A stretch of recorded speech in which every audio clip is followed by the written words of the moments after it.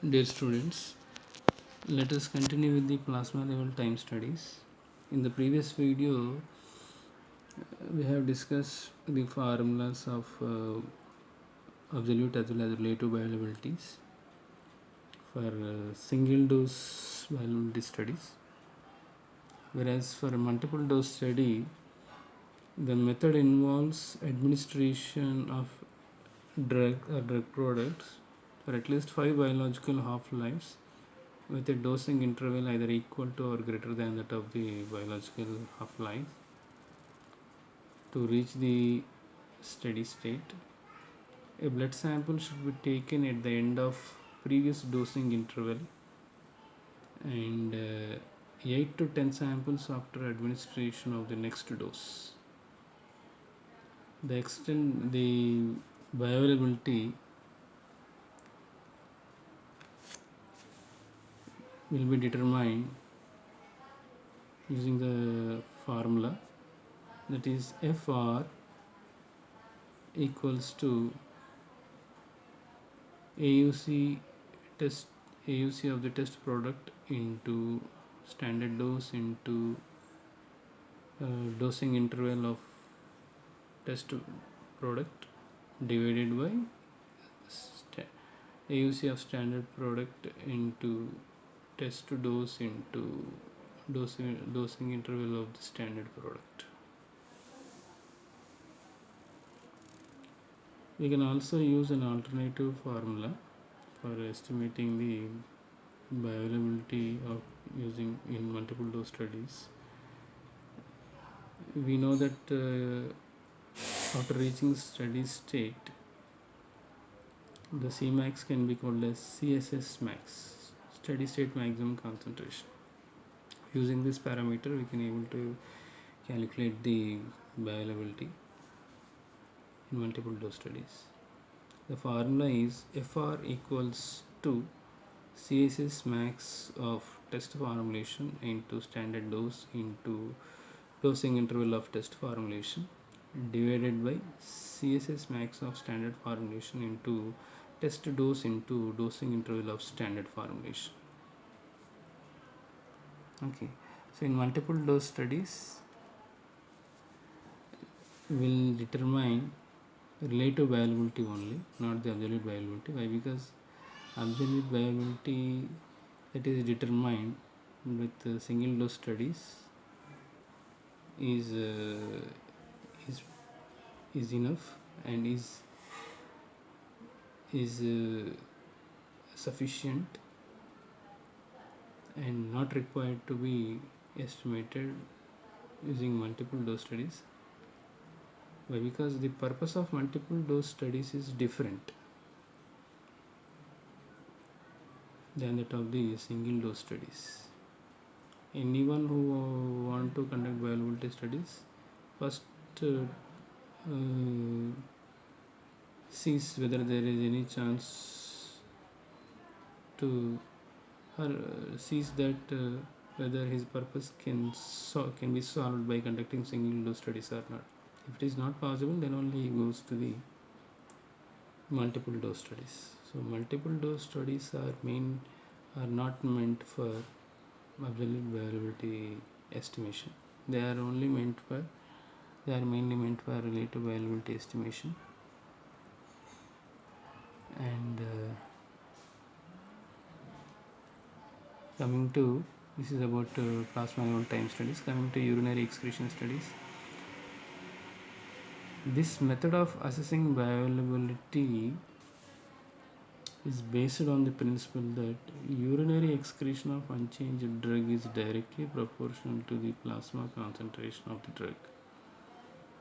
As a rule of thumb, determination of bioavailability using urinary excretion data should be conducted only if at least 20% of the administered dose is excreted unchanged in the urine.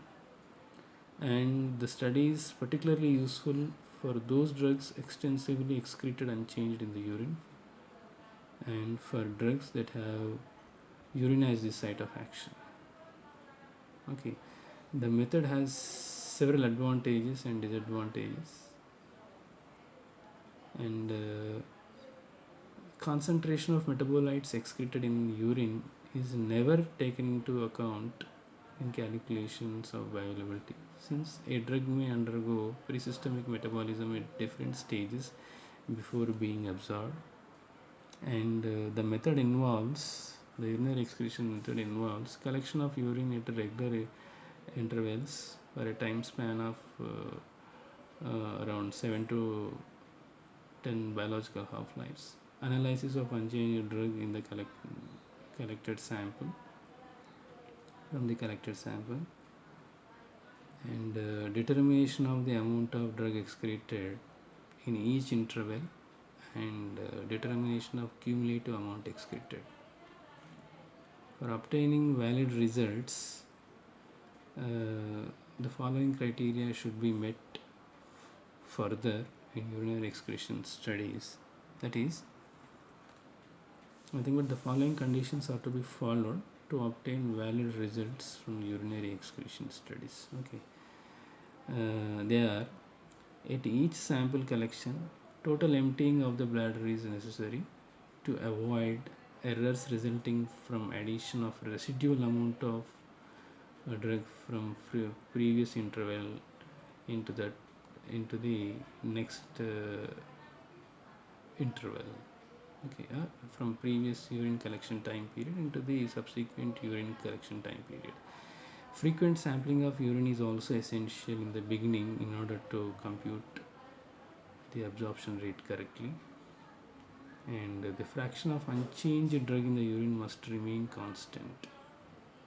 Similar to plasma level study, here also there are three major parameters examined. Okay,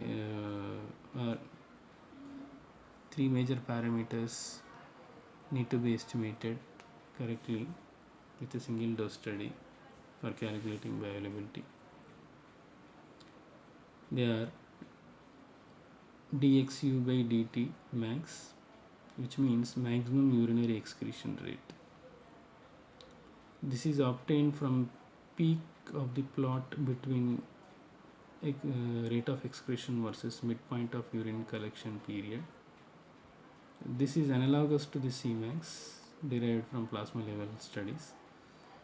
Since the rate of appearance of drug in urine is proportional to its concentration in systemic circulation. Okay, it is analogous to Cmax. Why? Because rate of urinary excretion of unchanged drug is directly proportional to its concentration in systemic circulation or blood plasma, and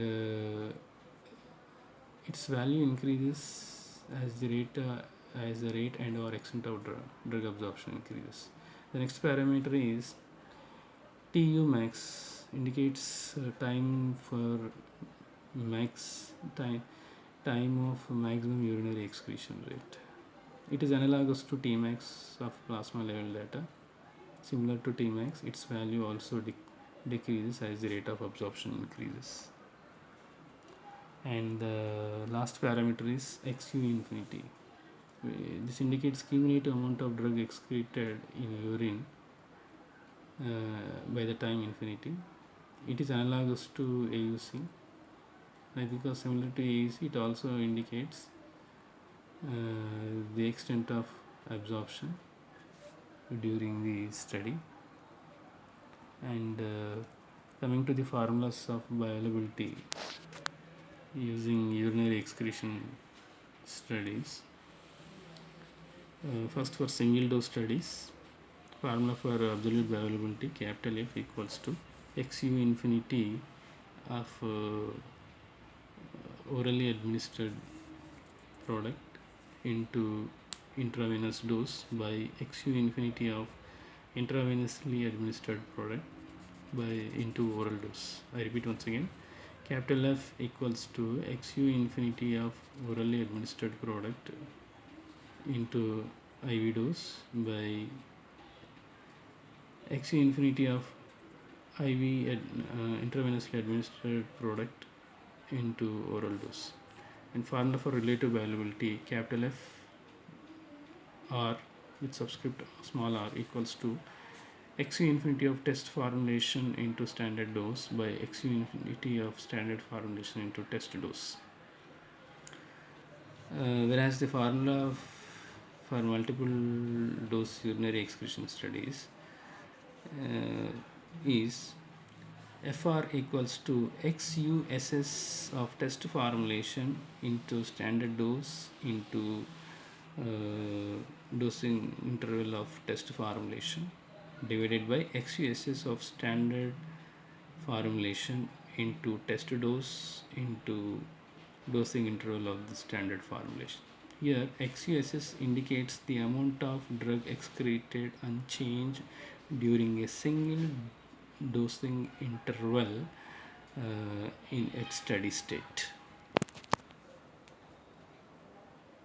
So, in practice, elimination of viable estimation of viability by urinary excretion method is subjected to high variability, and it is less reliable than those obtained from plasma level time profiles. Because of this, it is not recommended as a substitute for plasma level time studies.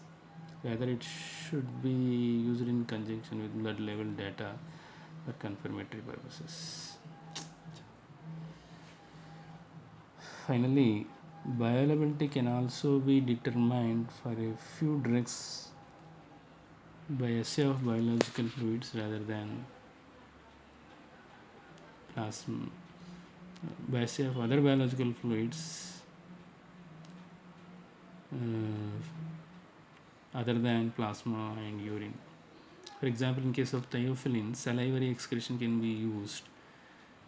For cephalosporin antibiotics, appearance of drug in cerebrospinal fluid and bile can be used for determination of bioavailability.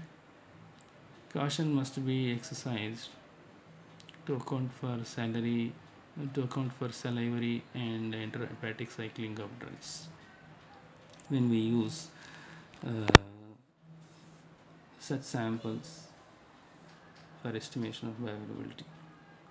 So means that apart from urine and blood, we can also use some other biological fluids for estimating the bioavailability for some drugs. Okay, coming to the next method of bioavailability assessment is acute pharmacological method. When bioavailability measurement by pharmacokinetic methods is difficult, inaccurate, or non reproducible, an acute pharmacological effect such as change in ECG or EEG readings, pupil diameter, etc., is related to the time course of a given drug, and bioavailability can then be determined by construction of pharmacological effect time curve as well as from dose response relationships. The method requires measurement of responses for at least 3 biological half-lives of the drug in order to obtain a good estimate of AUC. But this method suffers from certain disadvantages, like the pharmacological response tends to be more variable, and accurate correlation between measured response and drug available from the formulation is difficult. And the second one is the observed response may be due to an active metabolite whose concentration may not be proportional to the concentration of parent drug responsible for pharmacological effect. So next method, the last method for estimating bioavailability is therapeutic response method.